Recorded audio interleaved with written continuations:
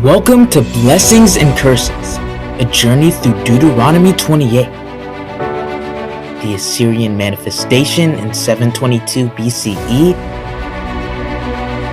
the Babylonian rule under Nebuchadnezzar in 586 BCE, and the Roman Captivity in 70 AD, bringing to light the connections in Yah's word to these momentous events. A central focus will be the transatlantic slave trade, a subject we will dissect in great detail through the lens of Deuteronomy 28. But we won't stop at history. We probe into the present. Who inhabits modern Israel? Who are today's Jews, Israelites, or Hebrews? This enlightening journey is our effort to present ourselves approved to Yah, rightfully dividing the word of truth, 2 Timothy 2:15. Let's begin today's episode. Thank you, brother. And absolutely, we want to hear from the Most High today.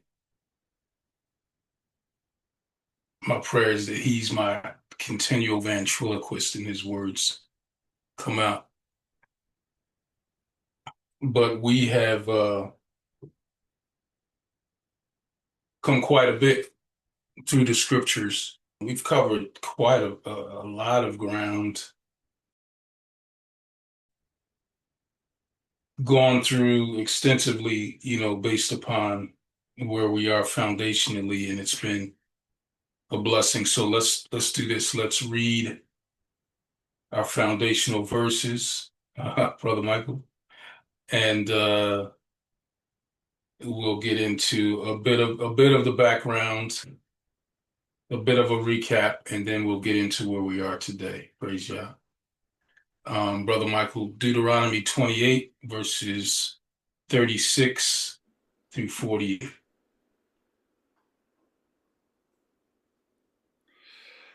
Praise Yah, Shabbat Shalom. Yahuwah shall bring thee and thy king, which thou shalt set over thee, unto a nation which neither thou nor thy fathers have known, and there shalt thou serve other gods, wood and stone. And thou shalt become an astonishment, a proverb and a byword among all nations, whither Yahuwah shall lead thee. Thou shalt carry much seed out into the field, and shalt gather but little in, for the locust shall consume it. Thou shalt plant vineyards and dress them, but shalt neither drink of the wine, nor gather the grapes, for the worms shall eat them.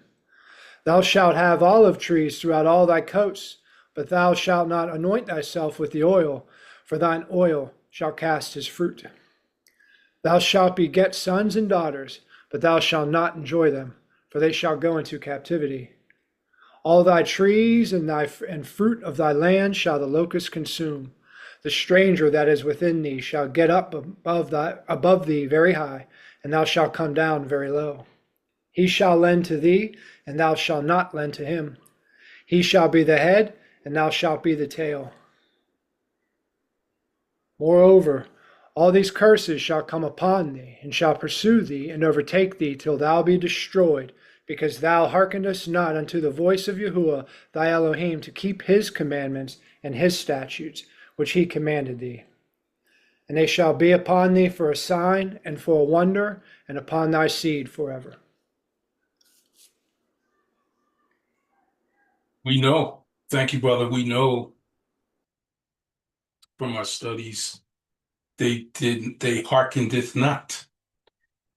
They beseech thee not. They did not seek Yahuwah.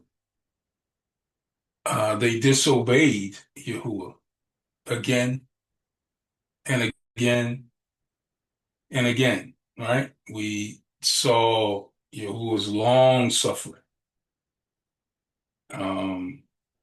going through Deuteronomy up to that point, and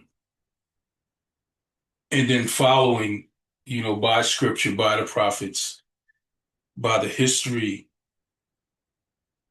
of Israel, to the Chronicles, to the Kings, again, to the prophets, watching them over and over have many, many chances. Isaiah 30 saying, all I'm asking is that you come to me. and a devastating ending to that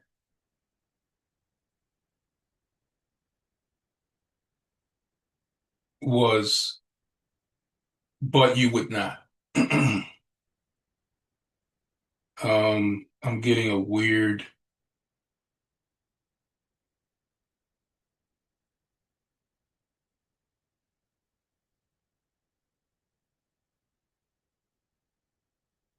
What's wrong, honey?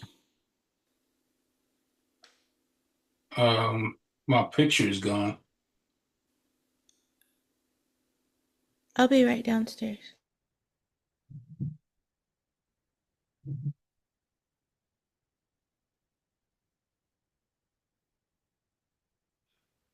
We can see you in the picture still, though. You can? Yeah, and we can hear you and see you. Oh, okay. Some crazy thing came up. It was a whole nother Zoom said I was signed in, and then okay. Sorry about that. I'm not sure what's going on. We're good.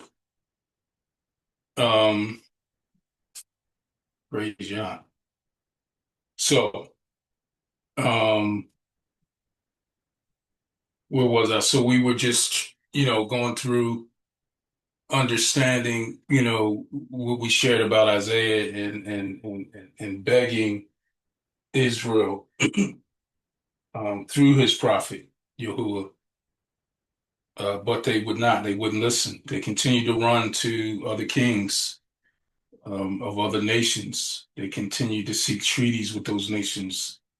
They continued to disobey. They chased after idolatry, debauchery. They became those other nations, literally. And so he said, you want to chase after idols? I'm going to give you the idol of idols through King Nebuchadnezzar. So we saw the northern tribes go into Assyria, southern tribes, Judah, go into Babylon. We went through the book of Daniel, saw Yah's hand on them through Daniel, through captivity, through slavery, raising Daniel up, being the man to speak for his people, also the man to pray on behalf of his people, understanding the scriptures, remembering the prophets, remembering Jeremiah,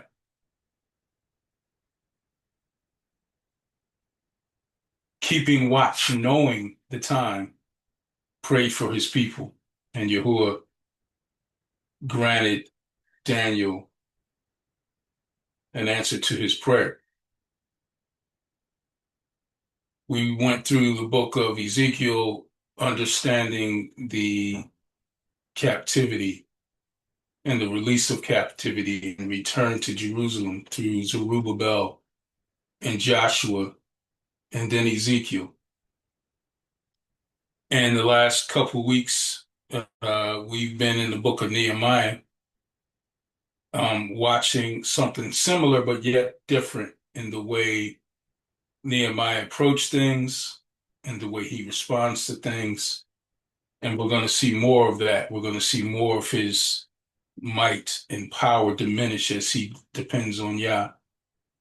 But we see his strength through his trust in Yah that permeates and becomes contagious and ignites the people that are around him, even when calamity strikes, even when the enemy strikes, even when they're fearful and feeling alone and afraid.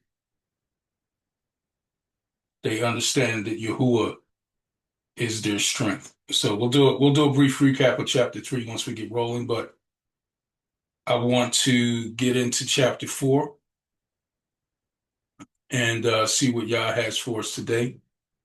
But the idea behind this chapter is how to confront the enemy outside, how to confront the enemy outside. There's an enemy inside too, and we're going to talk about that the next time we're together. But today we're going to talk about the enemy on the outside. So if I can get a reader, We can go to the book of Nehemiah, and let's read the first 6 verses, and we'll kind of see what's saying, and then we'll go into it a bit and then read on. But let's do Nehemiah chapter 4, and Brother Michael will be reading verses 1 through 6. But it came to pass, when Sanballat heard we builded the wall, he was wroth, and took great indignation, and mocked the Jews. And he spake before his brethren in the army of Samaria, and said, What do these feeble Jews? Will they fortify themselves? Will they sacrifice? Will they make an end in a day? Will they revive the stones out of the heaps of the rubbish which are burned? Now Tobiah the Ammonite was by him, and he said, Even that which they build, if a fox go up, he shall even break down their stone wall. Hear, O our Elohim, for we are despised, and turn their reproach upon their own head, and give them for a prey in the land of captivity. And cover not their iniquity, and let not their sin be blotted out from before thee, for they have provoked thee to anger before the builders. So built we the wall, and all the wall was joined together unto the half thereof, for the people had a mind to work. Praise Yah. What's going on here? And this is open to everybody, but what do we see in these first 6 verses? What stands out? Naysaying, plotting, Good word. the general disregard.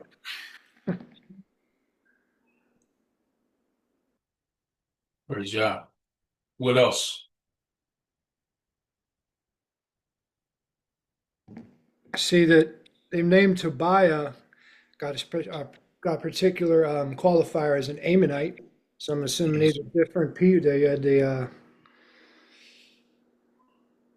so we've got different groups together plotting against. So almost like a team forming against. Yeah, remember last week we went into it was 2 opposers. Remember it was Sanballat and Tobiah, and then they grabbed somebody else. They grabbed Geshem. But remember, Sanballat was, the idea behind Sanballat was that he was attacking the purity of worship, right? He was a Samaritan. Matter of fact, he was a governor in Samaria. Tobiah, the Ammonite, was also married into the Hebrew family. So the idea behind him was he corrupts integrity within the temple. There's always an enemy on the outside and an enemy working on the inside, and we have to watch for all of it. Geshem threatened peace from the outside. So we see these same 3 here, but it's going to be a whole lot more going on as we're going to see as we read through. What else, family, do we see in the first 6 verses?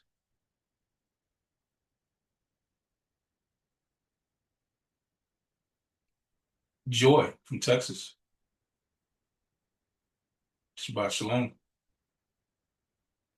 Shabbat Shalom, Elder Rod, sorry. That's all right. No problem.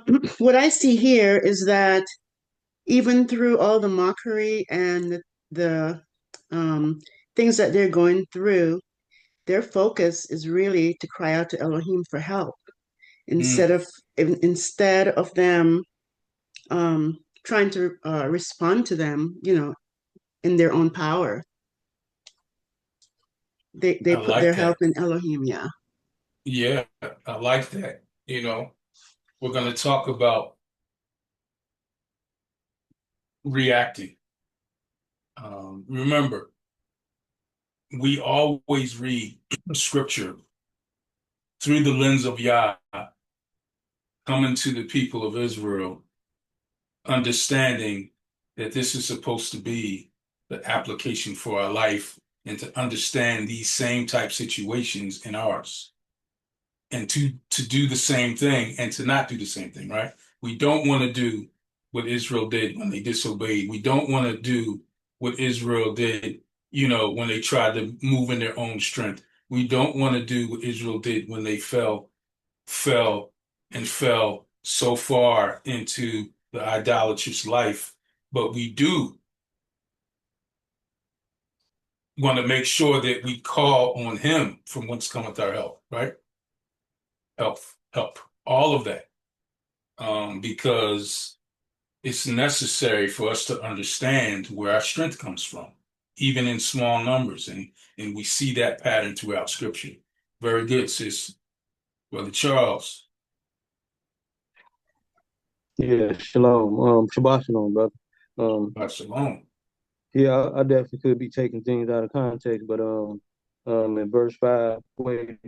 In verse 4 and 5, you already know what to say. Hear, our Elohim, for we are despised. Turn their reproach onto their own heads and give them as a plunder to the land of captivity.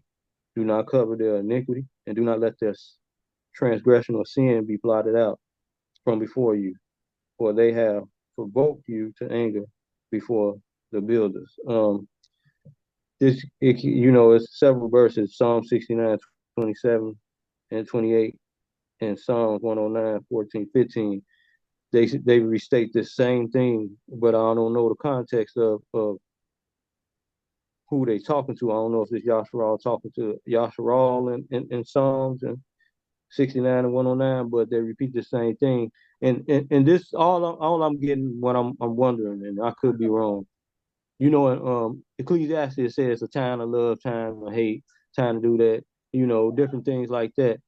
And it could seem harsh, but it seemed like to me at this time right now, it's like, hey, yeah, this ain't a time to be, I mean, we on a mission. We ain't got time to be, talking about some, just love them. No, we ain't doing that. Yeah. May come back upon their own head, because we trying to do something important. And I was trying to say it in another way, but I said the same thing to my neighbor. He was the police. You just keep grabbing my every time I get to being decent, here you come trying to revoke me. You're taking our garbage can, doing all this extra amount of stuff. So I said, all right, y'all, let it be upon his own head. Whatever he do whatever. And then guess what, brother? Stop bothering me. Ain't nothing happened to him, but maybe some y'all did or made him feel some type of way. I don't know. So I could definitely be taking this out of context. I'm just wondering what you think about that when they say telling them y'all to put it back upon their own head. Do you think that's being hateful or mean, or is just what? Let's pray. Not at all. So remember the apple of Yah's eye is the one whose heart is bent towards him, the one who has his voice, the one who has his understanding. He cannot turn away from that. He can only smile and love that. So we see here Nehemiah having the heart of Yah, having, complete disdain for those that are attacking Yah's people, because in attacking Yah's people, they're attacking Yah. So he sees it all as one. So the same way Phinehas, throws the spear through the men that were sinning against Yah is the same way that he steps into this prayer. So he doesn't respond like the sister said earlier, Sister Joy, to what they're doing. He acts on behalf of his people and behalf of what they're doing and takes it all to Yah and says, Yah, this is what they're doing to you. What do you do for sin? What do you do for disobedience? What do you do for attacks against you and your people? That's what's going on. So he's not hating, he's hating the sin, right? And that same opportunity arises with his own people. We're going to see that. And he does the same thing. He responds or does not respond. He acts on behalf of the sin, hates the sin, loves the people, gets them straight, and they move on. Praise Yah. Good call out there, brother. Brother Bob. Shabbat Shalom, elder brother. Rod, Shabbat Shalom, Shabbat Mishpach. Shalom. So, from the previous verse, we saw, like from the previous chapter, Nehemiah recognized that whatever they were doing, it's by Yah's will. And on the beginning of this new chapter, we see the Shambalat is not still recognizing the fact that it was like a warning sent to him, because still he questions the authority in terms of they are ganging together to question ability for them, allowing them to build a wall. This is something that they reject, that there is an authority which was given to Nehemiah to build a wall, and they want to use their own authority because they still don't realize that Yah is involved, or they know Yah is involved, but they don't want to accept that fact that Yah is involved in this. Oh, they do know he's involved. They do know what's behind them. They despise it and they go against it. And we're going to find out they're doing it purposely to provoke the Israelites because they want to throw them off of their divine mission. This is purposeful. We're going to get behind the words. We're going to see it. But they know exactly what they're doing. Mm-hmm. They know exactly what they're doing because they are being led by the same heart of the enemy. Same thing that happened in the garden, same thing that happened to Messiah on top of the mountain. This is what's happening to Israel at this moment. Enemy moves the same way. Good stuff, brother. Sister Alexandria. Shabbat Shalom, Elder Rod, Brother Shabbat Elder Shalom. Rod, and the family, Mishpaka. I just wanted to listening to how they speak and they try to offend and mock. In verse 2, they say, "What are these feeble Yahudim doing? Are they going to restore, slaughter, and complete in a day? Are they going to bring to light the stones from the heaps of rubbish which are burned?" I just wanted to that also gives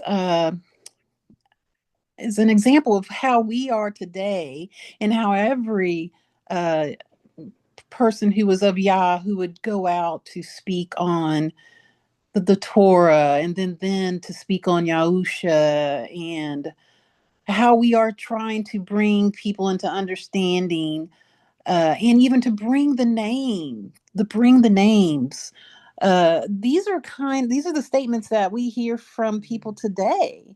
What are you trying to restore? What are you trying to bring back? It's okay that there's a God and LORD. We say those names, and I was just applying that to how the experiences we have today align with these kind of statements. And then, are they going to bring to light the stones? And that, to me, that statement alone it implies something aligned with Abba's plans, how he is, Yahusha is the cornerstone, and how he is rebuilding the city, and all these things that they say. They're blasphemous. They are showing themselves to be enemies of Yah. And so I just wanted to say that how I see it align with the experiences that we are having today. Yes, they are aligning themselves as enemies of Yahuwah, but we experience these same types of taunts right now. Praise Allah. Thank you. Yeah, I think what you're saying is twofold. In trying to align what we're dealing with here. One is I think there's an absolute ignorance sometimes to them understanding what we're saying, them understanding the names, them understanding that Torah is the foundation of all things, because there's this shift from what was originally here to a new idea, right? So everyone's following that new idea. So it sounds weird from us. So I think there's an absolute genuine, I don't know what you're talking about. You're not making sense. You sound foolish. On the flip side, there are those that are purposely trying to derail us, purposely trying to provoke us, purposely trying to throw us off of our mission, right? For whatever reason, being vessels of the enemy, tools of the enemy. So there's a difference, and I think the second thing I said more aligns here. And we have to be very clear and aware on the differences between the two, because the first one gets the love, gets the education, gets the uh compassion, gets the long suffering, gets the taking. I'm gonna take my time with you, brother. I'm gonna take my time with you, sister. The second one, keep it moving. You're casting pearls among swine. You want to get me upset, you know. Um, I know a brother. I did ministry with a brother years ago in the prisons, and he told me before he came into the knowledge of Messiah saving his soul, he would purposely provoke Christians, like throw the word back at them, you know, say things that would purposely push their buttons, right? He was antagonizing them and then making fool of them. And obviously he repented from that. But that's the type of atmosphere this is. They're literally making fun. They're literally cracking jokes, making them look stupid. And that's going to shift a bit. It's gonna go from them trying to provoke them to them really trying to harm them. So, but good call out there. Sister Caroline, important that we know the difference, specifically when we're dealing with people we love, right? Shabbat shalom. What I Shabbat got shalom. from it was that they're being lovers of themselves. They want to be praised for what they doing and not following after Yah. And that's what I got out of it. And I agree with everything else that has been said as well. Praise God. Yeah, they're definitely lovers of themselves. Um, Anyone else before we jump in? All right, let's see what this is saying here. And I said we would, look again at, what we covered the last time we were together in um chapter 3. Um yeah, chapter 3, uh because we were, going through the chapter and we saw the beginning of the walls of Jerusalem being built, right? We saw Yah had given Nehemiah favor to do it, right? We saw he came with official letters and papers and decrees from Artaxerxes, even to the point where he, had passed through the forest where he was able to collect the materials. We saw Artaxerxes send his army with him, or a small portion of his army, so they wouldn't be harmed. He had the blessing of Yah, he had the blessing of the king. And then, what I think we really enjoyed was the beautiful description of all of the gates, right? In the walls that they, and the meanings, right? Each one with the meaning, giving a picture of repentance and restoration, right?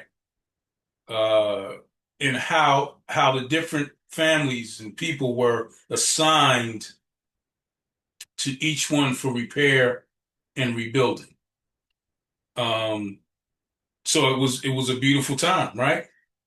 They were excited. They were coming together. You know, Verse 32 of chapter 3 says, and between the upper room at the corner, as far as the sheep gate, the goldsmiths and the merchants made repairs. Right? They were excited. They were happy. They were joyful. They were praising Yah. Literally what? At the top of the mountain. And what do I always say when you're sitting on top of the mountain that you got to be prepared for?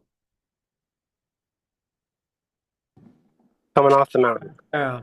Coming off the mountain, right? There's going to be something, right? Chapter 4 starts with a but. And it's consistent with scripture because it seems whenever there's great stuff happening, whenever there's victory, when there's deliverance, when there's restoration, again, when there's a mountaintop experience, there's also an enemy and a valley, right? Why? Because there is never a spiritual advancement or progress without hassle, without resistance, right? That's what strengthens us. But just a little brief grammar lesson. When you start a sentence with but, right? It says three things. The first thing it says is contrast or exception. So it shows what follows contrast, limits or qualifies the previous idea. Example, I wanted to go to the beach today, but it started to rain. So you see how the first idea is changed by the rain, but it started to rain, right? 2, it shifts the tone or the thought. It can signal a change in direction, right? He was confident, but he was nervous, right? So that confidence now gets a little shaky, right? And the third thing is emphasis. It draws attention to the contrast or important point that follows. But this time, things will be different.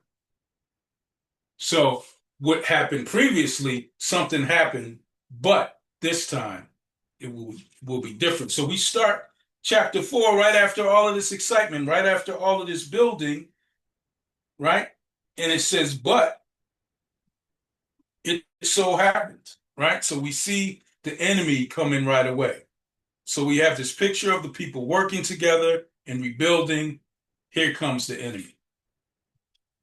Let's see what it says. Verse 1, it says, but it so happened that Sanballat heard that we were rebuilding the wall, and he was furious and very indignant and mocked the Yahudim, mocked the Jews. So we have this contrast of working together, building together, but the enemy comes, right?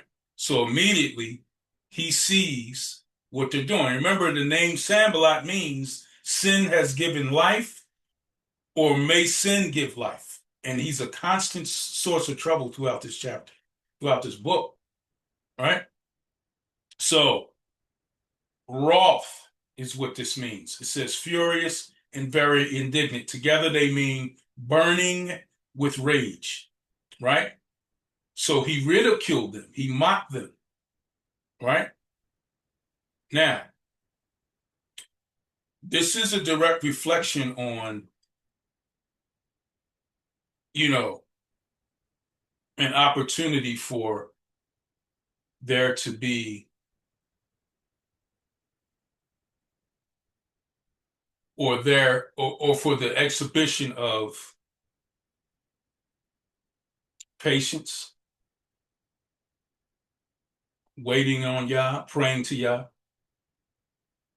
Because we cannot react every time someone says something to us, right?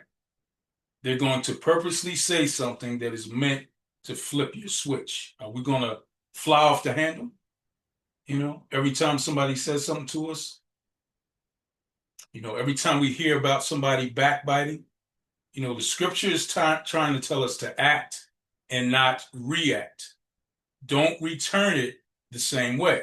So Sanballat is the governor in Samaria, right? He feels that if Nehemiah builds this wall, that it will be a threat to his authority. This is what's going through his mind. This is behind, his actions, right? He thinks it's a threat to his authority. And people get mad when they feel like something they have is being taken away, or they want something and they can't get it, or you have what they desire, right? So all of these things draw a reaction from people, specifically without Yah. But even we've seen people that are supposedly with Yah. We'll dig more into that next time, because that chapter 5 really gets into that. But I think we have to be aware and mindful of the wiles, the way the operation moves of the enemy, what drives them, the fact that they're even building after they were in captivity and this place was burned to a crisp. What are they doing? Why are they doing it? Even mocking them, right? Verse 2. And he spoke before his brethren in the army of Samaria. So now it's not just the three of them. They got a little of a militia group, right? What are these feeble Yahudim doing? What are these feeble Jews doing? Will they fortify themselves? Will they offer sacrifices? Will they complete the wall in a day?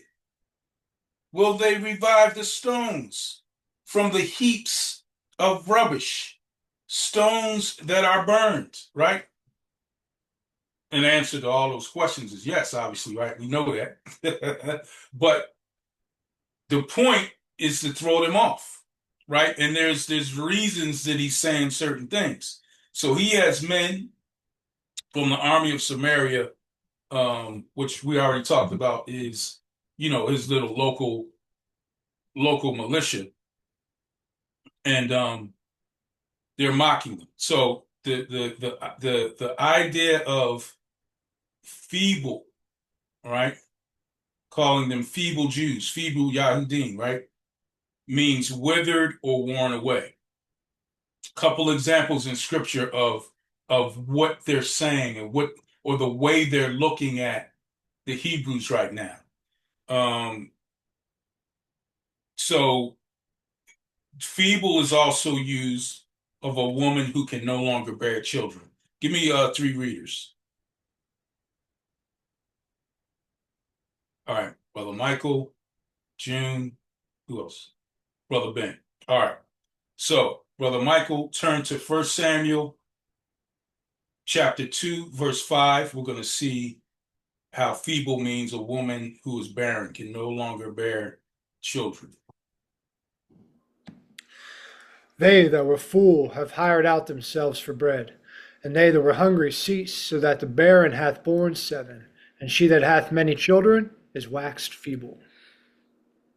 Waxed feeble. She can no longer bear children. It also can mean a fisherman whose trade fails, right? What does Isaiah 19:8 say, Jim? Isaiah 19:8. It says the fishermen will lament for lack of work. Those who cast hooks into the Nile will groan, and those who use nets will lose heart. Right. Groan, lose heart. All of those mean languish. Languish is the same word. Same comes from the same root word amal, which means feeble. Same word used in 1 Samuel 2:5, Brother Ben. It also means inhabitants of a defeated land. What does Hosea 4:3 say? Isaiah 4:3.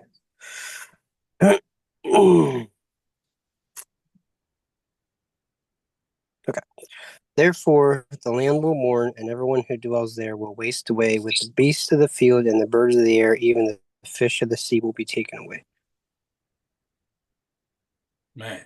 So we see these same words, amal, defeated, languished, feeble, all mean the same thing. And this is how Sanballat sees them. He sees them as a weak people. Like, they got all these, what are they doing in those ruins? Right? What are they trying to build? He pours contempt on them and their Elohim, right? Remember that. When he's attacking them, he's attacking their Elohim. Now, the reference to the stones is from the fact that the stones of the former wall have been burned. Fun fact, when limestone is subjected to intense heat, it becomes unstable for building. So they're thinking human. They're thinking hands of men. They're thinking products and supplies of men. They don't understand that this is Yah's building through his people, right? So what happens next? Here comes the sidekick. Now Tobiah, the Ammonite, was beside him, and he said, whatever they build, if even a fox goes up on it, he will break down their stone. Now, Tobiah jumps in, and he sounds like a sidekick. I can almost imagine him saying, "Yeah, yeah, yeah, Sambalot, because he's going off of what he just said. Even if a fox goes up there, it'll fall down. He's making more mockery of it, right? Go on, get out of here, bootlicker. You know what I mean? You all up in him, trying to be all, JoJo, trying to make fun, crack jokes. That even a fox will make it fall, But remember, the idea is the rocks, the stones that they're using are feeble, right? So flimsy construction is what he's saying. This is a flimsy construction that they're building on. It's not going to stand, right? But what does he do? He doesn't react. He acts. He says, "Hear, O our Elohim, for we are despised. Turn their reproach on their own heads and give them as plunder to a land of captivity. Do not cover their iniquity, and do not let their sin be blotted out before you. For they have provoked you to anger before the builders." You see how his prayer, he's focusing. He's saying, yeah, yeah, they're saying this to us, but they're saying this to you. Stand on you. When you pray God's word back to him, he can't deny it, right? Very smart. Pray Yah's word. Learn how to pray Yah's word. You start off by reading the prayers and understanding the prayers, and then it'll just roll off your tongue. Trust me. Right? So they didn't react. They acted. They prayed. We cannot crumble under a little bit of criticism or backbiting or even, those things hurt. If we're honest, people backstabbing you. You find out people are talking behind your back. People are slandering you. That can draw a reaction. And most of us have been on the side of life where we would react at the drop of a hat. Fireball, boom. You say one thing and it's on. We have to back up away from that. That puts us in places we don't want to be. Patience and trusting in Yah. Right? So Yah hears from Nehemiah in the assault on his people, and he says this is also an assault on you. Gets down on Nebo Station and says that this assault on us, Yahuwah, my Elohim, is an assault on you, right? Verse 6. So we built the wall, and the entire wall was joined together up to the half of its height, for the people had a mind to work, for the people had a heart to work. Give me a reader. Brother Michael, Proverbs 4:23.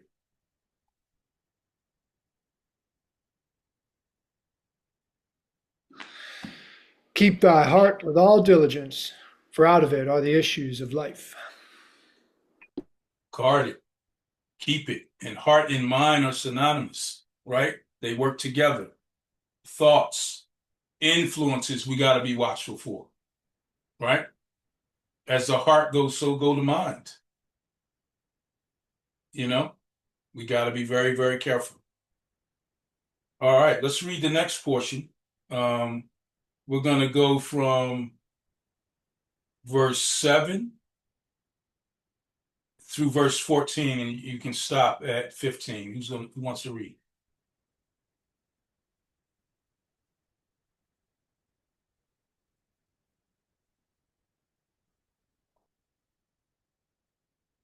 Okay.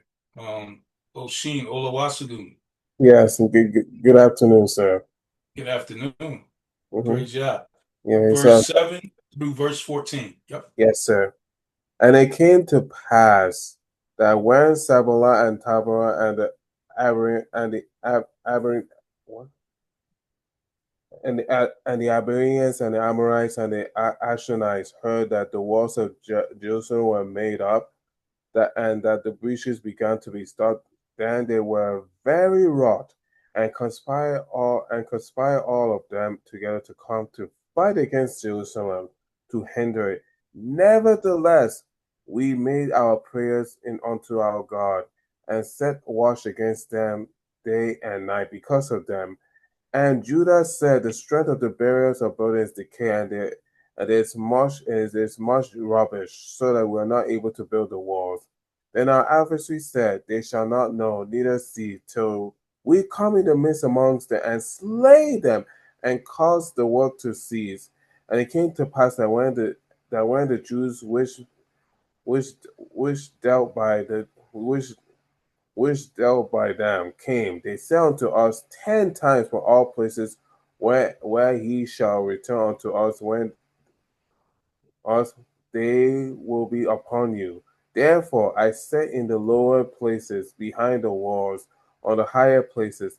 I even set the people after their families with their words, their spears and their bows. And I looked and I rose up, and said unto the nobles and to the rulers and to the rest of the people, be not ye afraid of them. Remember which is great and terrible, and fight for your brethren, for your sons, your daughters, your wife, and your houses. And it came to pass that when our enemies heard that it was known unto us, and God has brought their counsel to naught, that we returned all of us to the walls, everyone unto his works. Praise Yah. That was 14. You went to 14?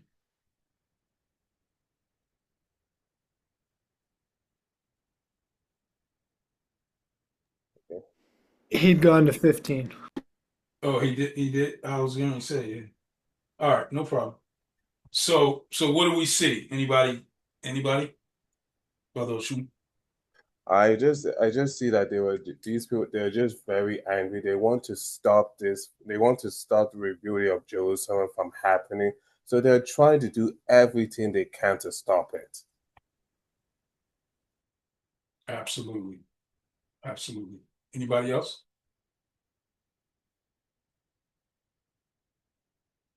Brother Charles? What I see is Yahuwah hand in it. I even see I ain't never been in the military, but I can tell some military action going on. somebody knows how to get the guys in order and put them at the wall and do things like that, and then did it by families.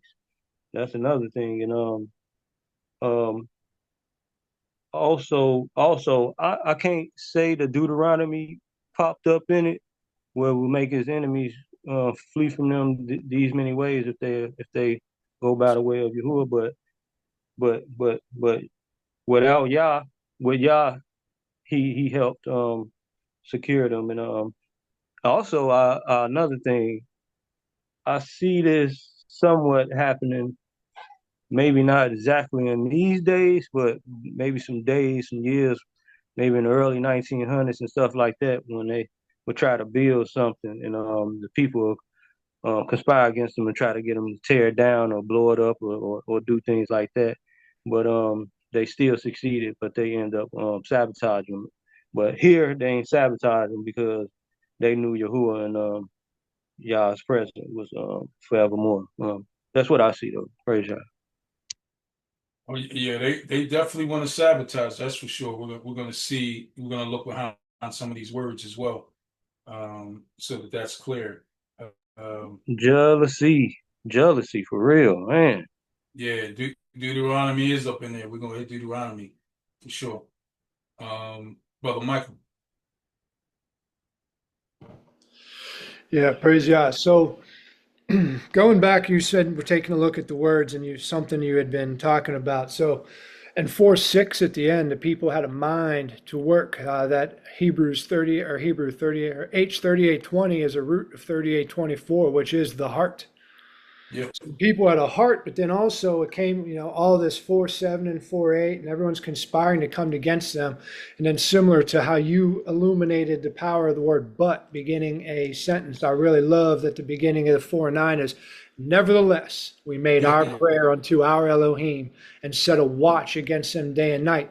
They prayed, Yah answered, they responded, good enough. Praise Yah. Praise Yah. Oh yeah. Definitely a good call. We're gonna talk about nevertheless, for sure. And it's the same response to, the non-reaction, but acting in prayer the first time, and then understanding what was going on and said nevertheless. So we're gonna talk about that too. Sister Joy.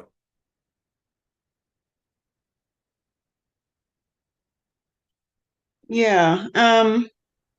What stood out to me was how Nehemiah encouraged the people in all the persecutions that they were going through. It, his encouragement really paid off because they needed that encouragement. And just like in our own life, when we're having trouble, when we're having difficulties in anything, being bombarded by the works of Satan, it's nice to have someone to encourage us, to help us to stand strong. So that's what I see in this.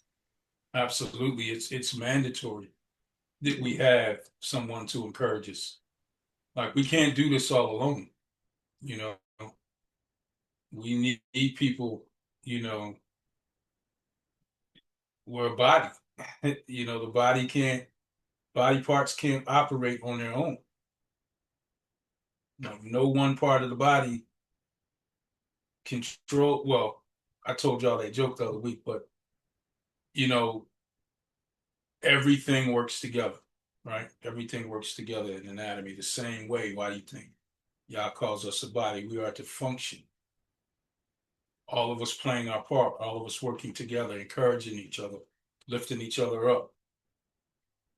Brother Michael. Shabbat Shalom. It's just verse 14, man. Just it's like Nehemiah reminded them of Joshua chapter 1, verse 9. It said, "Have I not commanded you?" Have I not commanded you? Be strong and of a good courage. Be not afraid, neither be dismayed, for Yahuwah your Elohim is with you whithersoever you go. So it's like he went back and reminded them, don't be afraid because our Elohim is with us. Yeah, that comes up throughout Scripture. Good call. We're actually gonna look at a couple scriptures surrounding that idea as well. Brother Bob, good call out, brother. Shabbat Shalom once again, Elder Brother Rod. Verse 12 Shabbat stood shalom. up for me. Maybe my understanding was wrong, but you'll let me know, because it says, "It came to pass that when the Jews which dwelt by them came."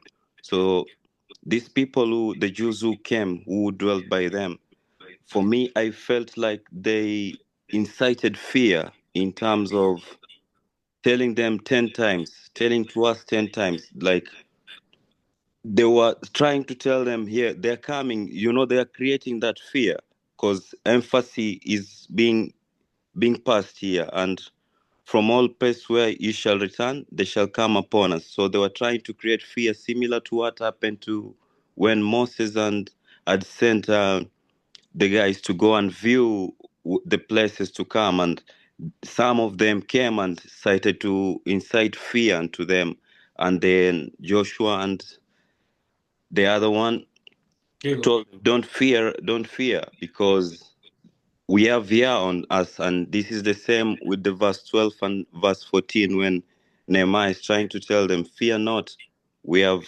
Yah on our side, like, don't worry. That's what I saw. Absolutely. Good point. We're going to look at some of those scriptures in Torah that correlate with what you just said. Because, they're on the outside, Sanballat and his crew. But as you can see, and we're going to talk about it, it's a full court press. They're coming from every side. I'm going to talk about the regions in a minute and where they were located around the city. But they got the people on the inside scared too, to get everybody else scared. You know what I mean? So you got the one standing strong, and you got these guys coming 10 times telling you over and over and over and over and over the idiom, so that their fear would permeate to them, so their mission would be thwarted, derailed, so to speak. So very good point, Brother Ryan. Shabbat shalom. Shabbat shalom, Elder. Yeah, mine's just real quick. I heard you mention Sanballat's name and defined it, and I've been meditating on Tobiah's name, because it's actually theophoric. He has the name Yah within his name, and the thing I've been meditating on was like how somebody could, know the name of Yah or lay claim to know the truth, but not operate according to that truth. And Yeah, that's just been my meditation. Um, how sometimes we can know a truth but not operate according to that truth. Our behaviors really in contrast to the truth that we proclaim. praise God, and that's why he signifies, just him being there signifies implosion from within. Corrupting the temple from the inside, right? Because he's actually, you know, married into the family, married into the Hebrews. So, yeah, full court press for sure. Good point, brother. Real good point. All right, let's jump in a little bit. So, verse 7 is interesting because we start to see, you know, and listen,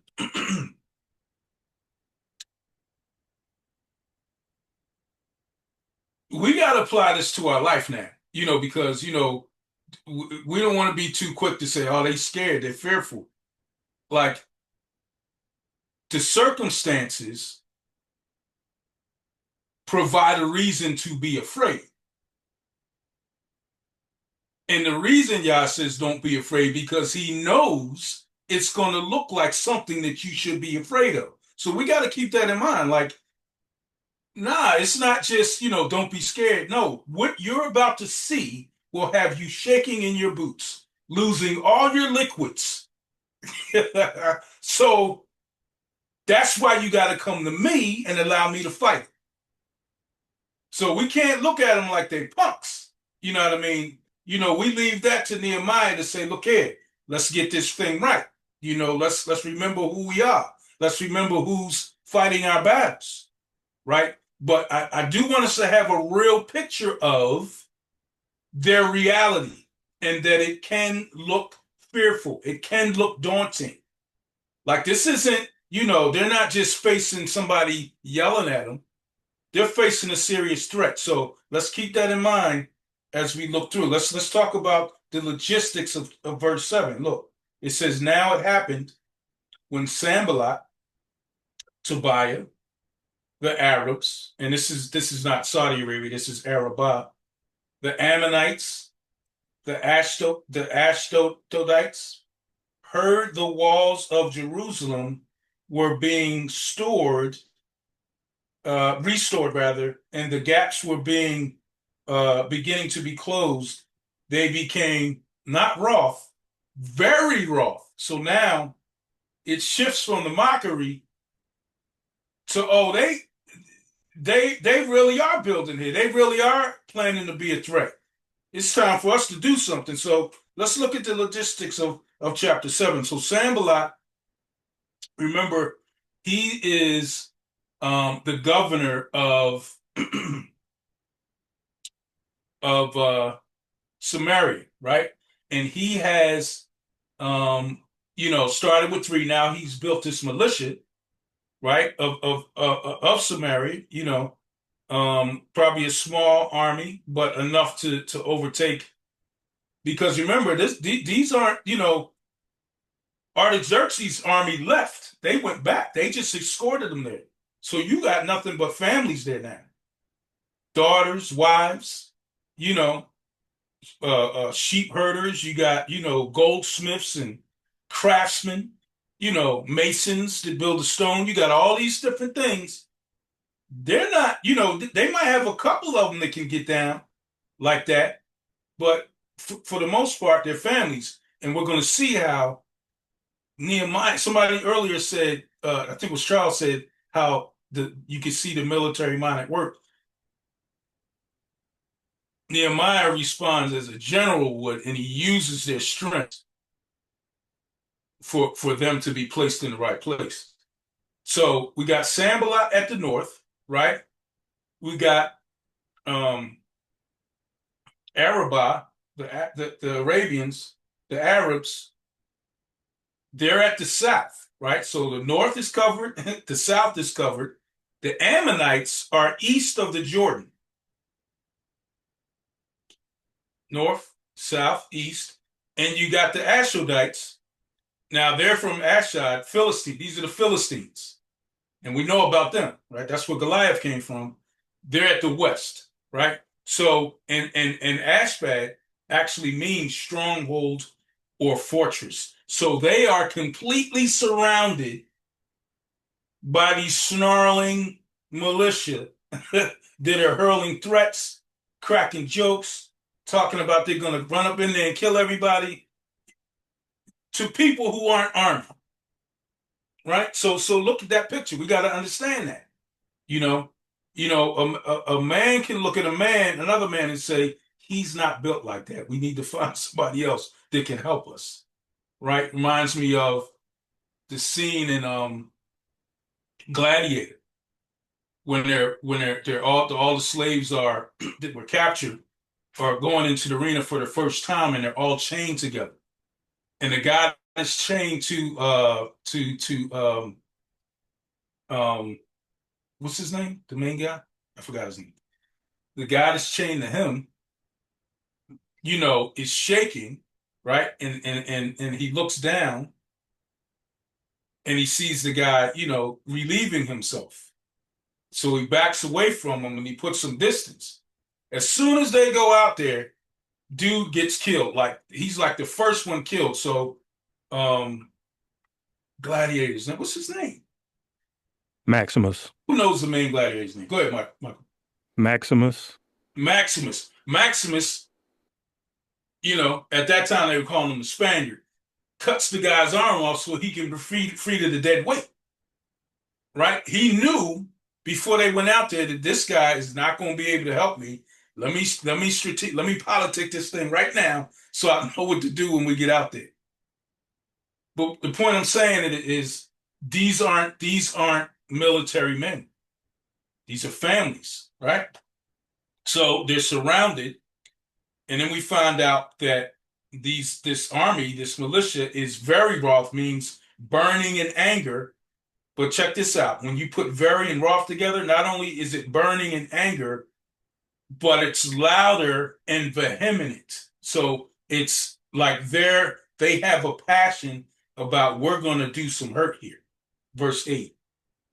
He says this, and all of them conspired to come and attack Jerusalem and create confusion. Sounds like Romans, right? When there wasn't anything else for them to do, they go out and they create it. They make it up. You know, these wicked minds are so, or Psalms, right? Their wicked minds are so, you know, seeking for evil that if they can't find the evil, they create it, right? So they want to create confusion. They conspire. They bind together to be stronger, to work together, to cause confusion, cause them to stray from their purpose, derail from their divine plan, cause disruption, derail the restoration. Because remember, sin got them into captivity to begin with. They, you know, repented, got restored, and now they're doing Yah's work. They're trying to reverse that. They're trying to get them in their head. They're trying to make them fearful, make them afraid. You know, but look how they conspire. They come together. They work together. And this is, you know, family, we got to be aware. We got to be mindful that, you know, it blows my mind. It baffles my mind. And this is a problem, that Yah's enemies work together. But Yah's people have a hard time working together. Think about that for a minute. Think about that for a minute. So the evil ones can work together, but the set apart ones got an issue with everything, right? So what do? They're faced with these snarling militia that are trying to get at them. And like Brother Michael called out, nevertheless, we made our prayer to Elohim, and because of them, we set a watch against them day and night. So group prayer, they come together. This wasn't, you know, everybody go pray themselves. This was, we need to come to pray about this in unison. We need to be united here. So in this case, nevertheless means despite the threats, we were firm in seeking and trusting Yah. Nevertheless, even though they were coming at us, even though they were surrounding us, even though this was a trained militia, we trust Yah. And the next thing he says is we set watch. So they didn't just set watch, they also prayed. Let's see if that's consistent in scriptures. Give me 2 readers. All right. Brother Michael, go to Mark 13:33. And where's my second reader? Brother O'Dane, go to Ephesians 6:18. Let's see if watch and pray is a consistent theme. Mark 13:33. Take ye heed, watch and pray, for ye know not when the time is. From Messiah. From Messiah. What does Paul say, Brother O'Dane?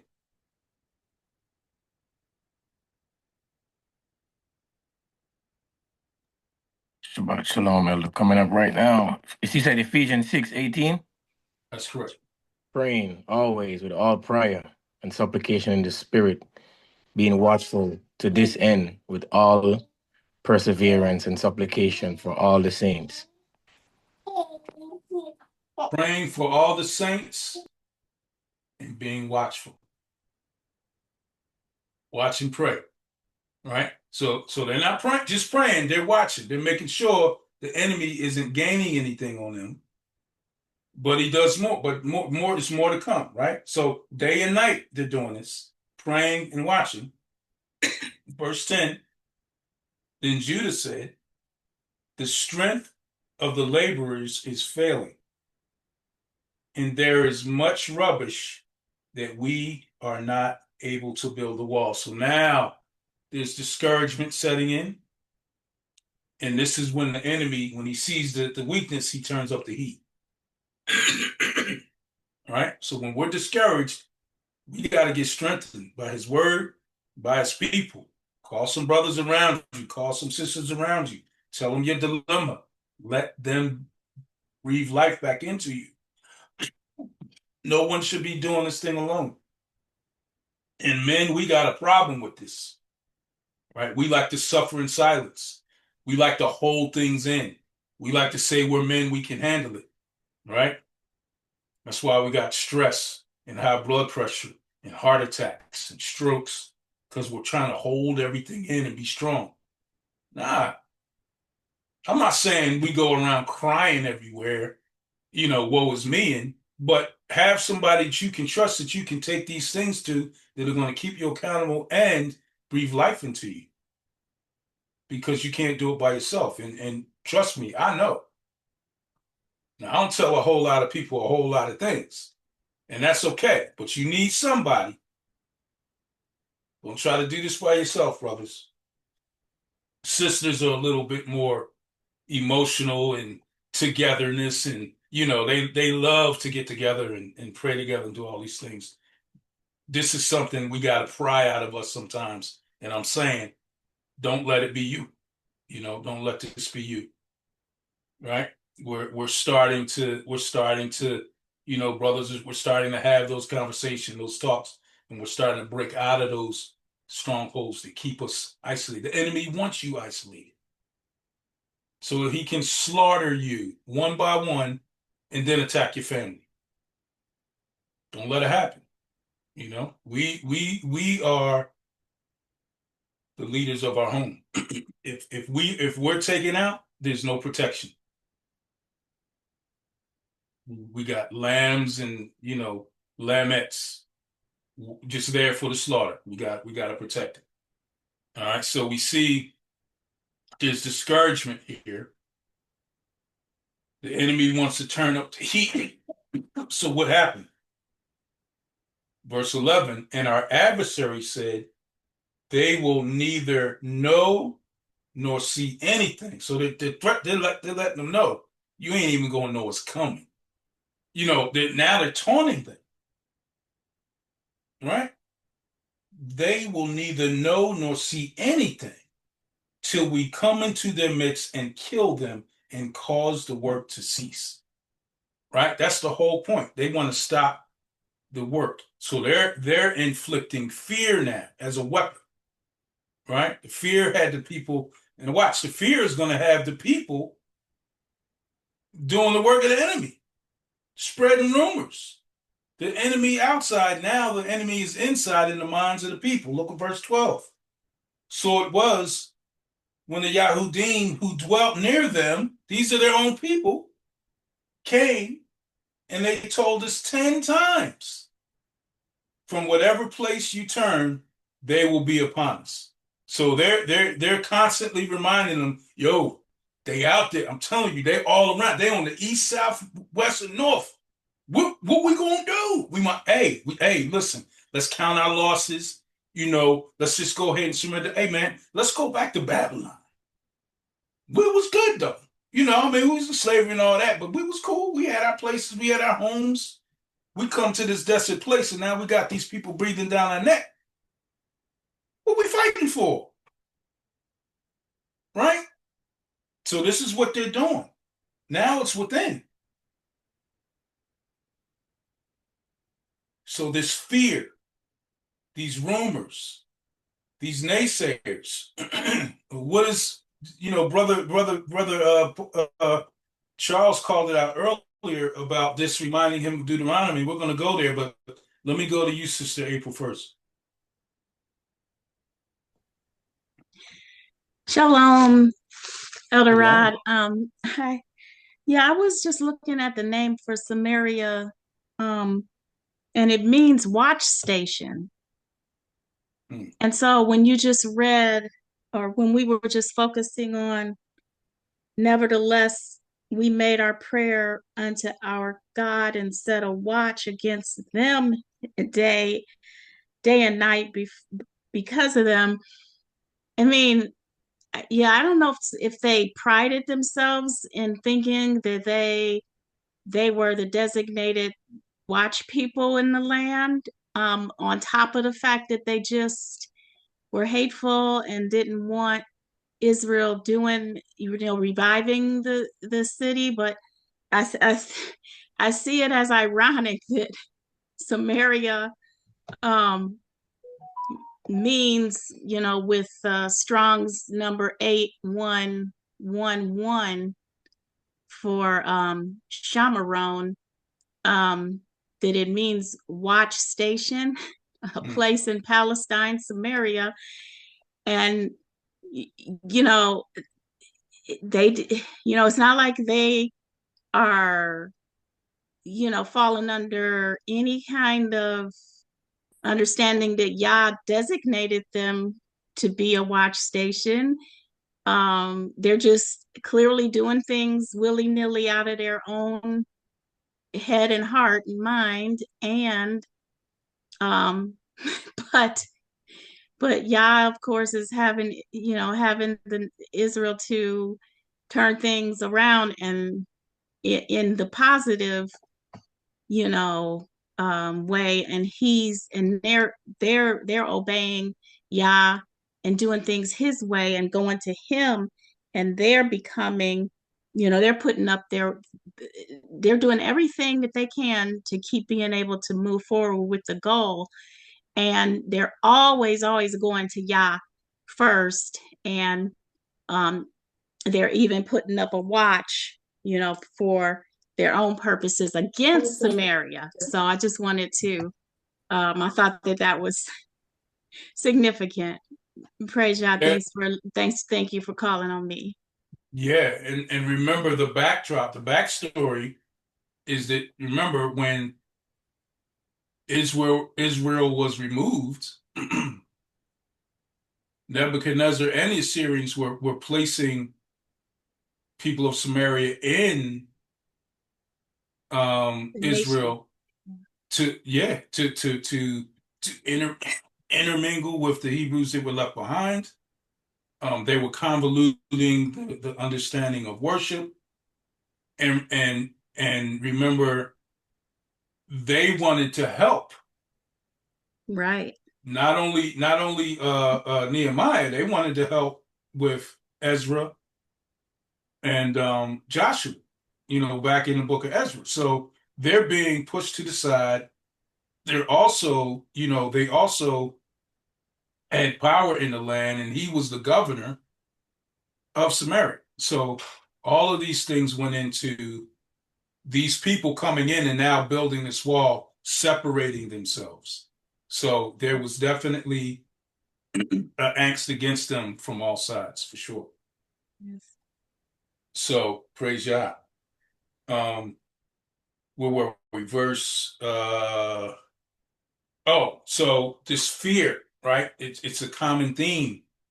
And the reason it's common is because, like we said earlier, the visual is something that a normal person would be afraid of, right? It's not, they're not looking at a bunch of, little kids. These are people that want to harm them. These are people that have harmed others. These are people that they needed to have the protection of Babylon to get there, right? So all of these nations now are coming in, threatening them, screaming over the walls, getting them afraid, right? So give me a reader.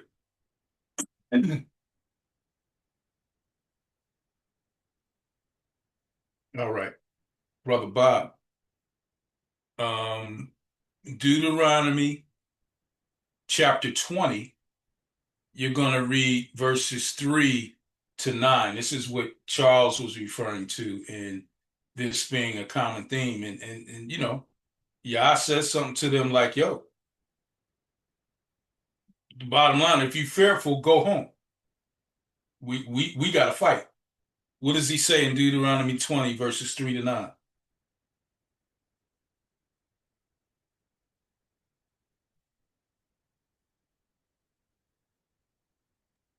Sorry, I was getting there. So Deuteronomy chapter 20, verses 3, and shall say unto them, Hear, O Israel, ye approach this day unto battle against your enemy.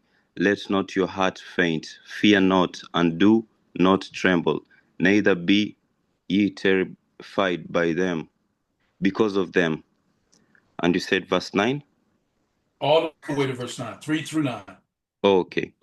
For Yahuwah your Elohim is he that goes with you to fight for you against your enemies to save you. And the officer shall speak unto the people, saying, What man is there that has built a new house and has not dedicated it? Let him go and return to his house. Let he die in the battle, and another man declare it. And what man is that has not planted a vineyard and had not yet entered it, eaten of it, sorry. Let him also go and return into his house, lest he die in the battle and another man eat of it. And what man is there that has not betrothed a wife and has not taken her? Let her go and return unto his house, lest he die in the battle and another man take her. And the officers shall speak further unto the people, and they shall say, What man is there that is fearfully and faint-hearted? Let him go and return to his house. Let his brethren heart faint as well as his heart.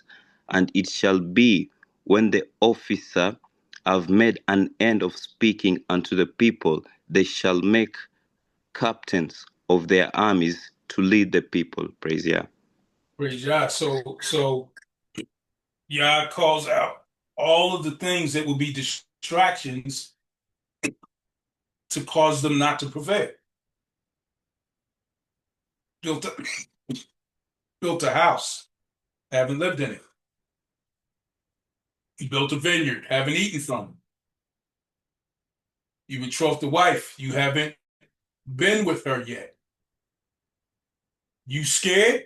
You afraid? Go home, because if you're scared, you're going to make everybody else scared, just like they were doing here. We're only going to make captains and generals and fighters of the people that are left, right?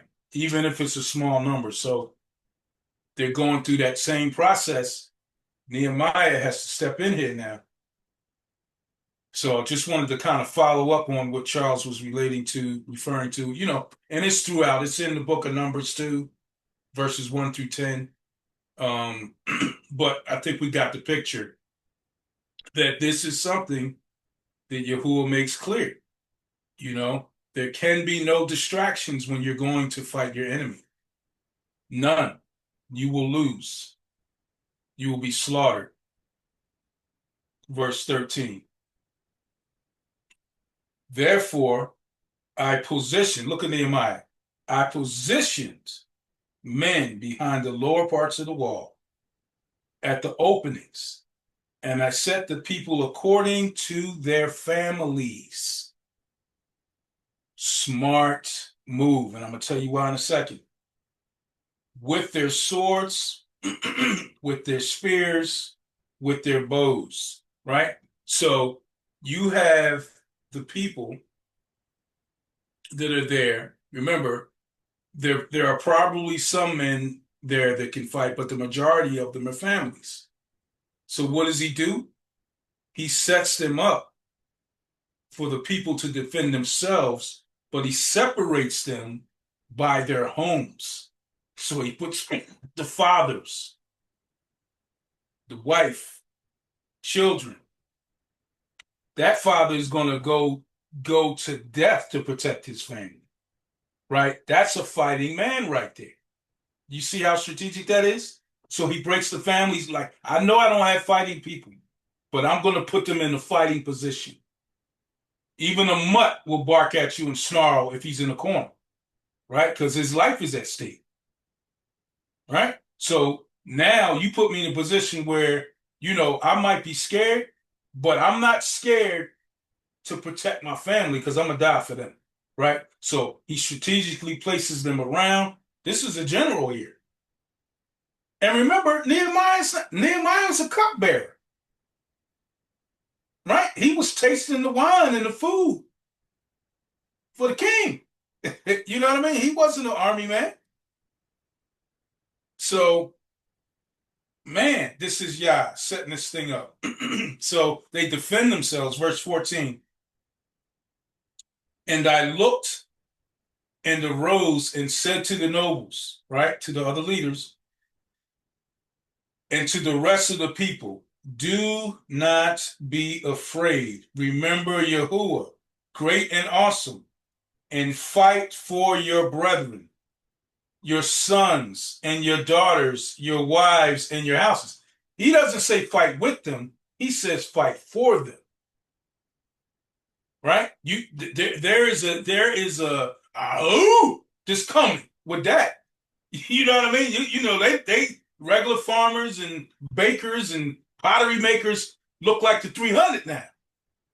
Because you put them in a position where they're going to protect their families, their loved ones. Man, is that not strategic? And brothers called it out earlier, but we see this clearly. Fight for your brethren, right? These are regular people.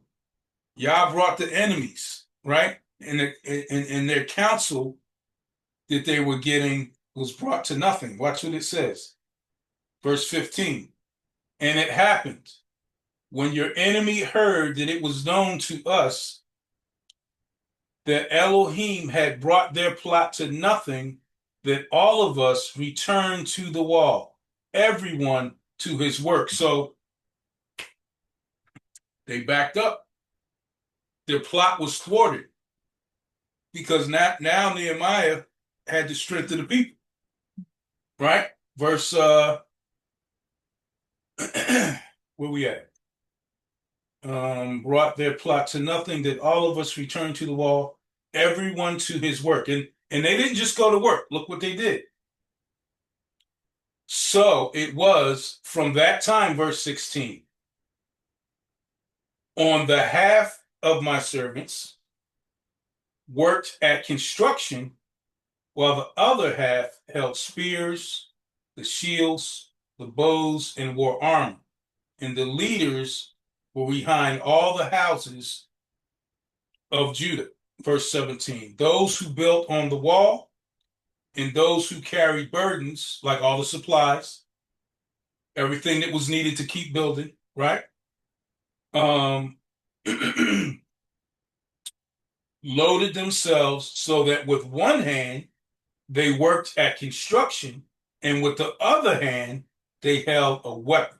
Verse 18, every one of the builders had builders, brother friends.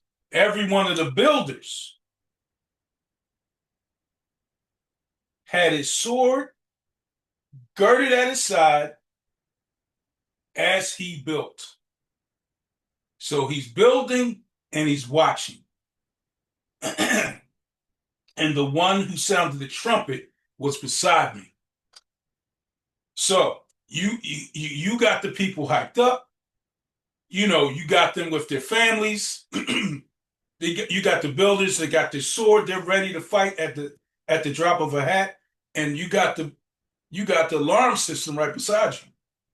You got the trumpet right there to sound the alarm, because remember, they're spread out all around, right? Two groups. One worked the wall. The other group stood guard with the weapons. The builders had swords at the side. And remember, this walk is building and battling. That's what we're always going to find ourselves doing. Building and battling. Verse 19. Then I said to the nobles, the rulers, and the rest of the people, the work is great and extensive, and we are separated far from one another, right? So they're spread out. They got them set up to protect themselves to the best, like he put them in the best position to fight, right? And to build, but he had to spread them out so they're all around the wall. Look what verse 20 says. Wherever you hear the sound of the trumpet, rally to us there. Our Elohim will fight for us. So not only do you have the full perimeter checked, you have the horn, trumpet to blast, to call everyone in to rally at the point of attack. And Yah will go before them because they were spread out. Nehemiah had to set up an alarm system, right? Our Elohim will fight for us. We saw that in Deuteronomy 20. We talked about that being in Numbers chapter 10 as well. On your own, read Numbers chapters 10, 1 through 10 to see Yah fighting for his people. Sister Margaret.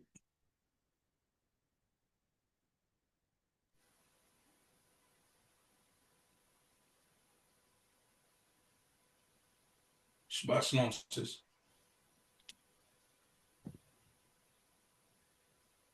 You there? All right, we'll come back to her.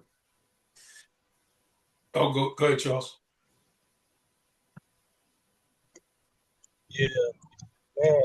It's funny how this is honestly for real, like continuously over and over and over again, the same message. Like when you're gonna go through something and you're in the heat of the moment, you're probably scared. It's like think it's easy, but man, you gotta remember Yah. All right, go back to Yah. Hey, look, he gonna fight for us. David said the same thing to all his brothers or whoever standing there. Like, hey, look, man, no, don't worry about it. Who is our Elohim? You know, that's what it is. You know, that's who we go by. And watch me bring his head over here. Watch this. You know, I'm just saying in the terms how we talk now. You know, and it's just a constant reminder. Just keep going over and over and over again. But I'm driving right now. I wanted to bring out something else, but oh yeah, it kind of reminded me of with Jeremiah too. Also, when he was telling them that I think it's in 11 when he says something about they want to cut us off as from the tree of being fruit or something. But I'm gonna just bring out a verse that correlates with that and what we've been reading. If somebody can read it for me, Psalms 83, 3-5, and this is another continuous that's constantly happening all over and over again. Like, man. And Psalm 83, 3-5. Yes. It says this. It says, they have taken crafty counsel against your people, right? Same thing that's going on right now. And consulted together, right? Conspired together. Same thing that's going on right now. Against your sheltered ones. They have said, come and let us cut them off from being a nation, that the name of Israel may be remembered no more. For they have consulted together with one consent. They form a confederacy against you, right?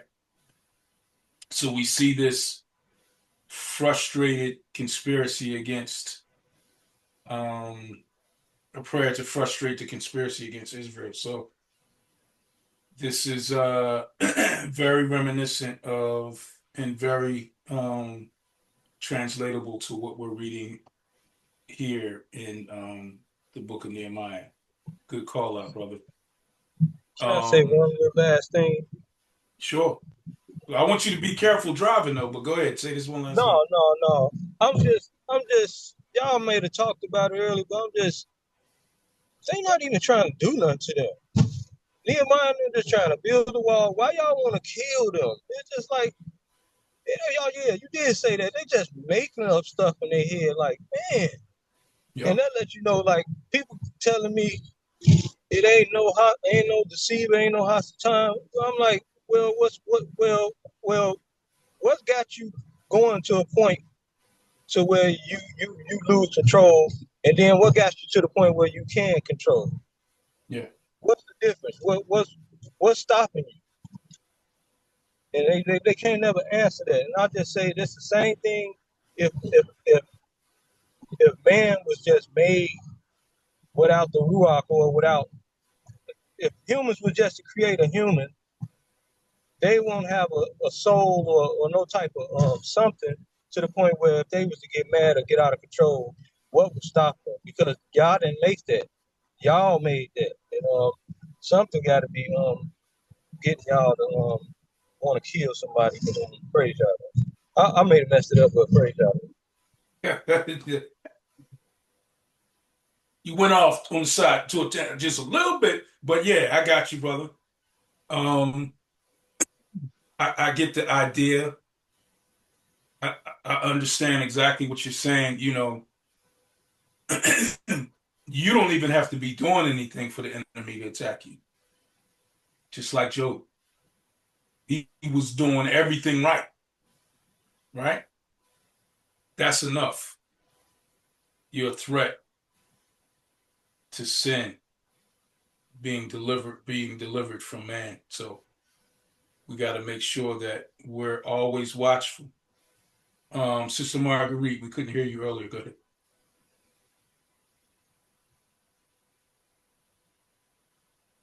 Oh man, you got something going on with you. I'm sorry, sis, we still can't hear you.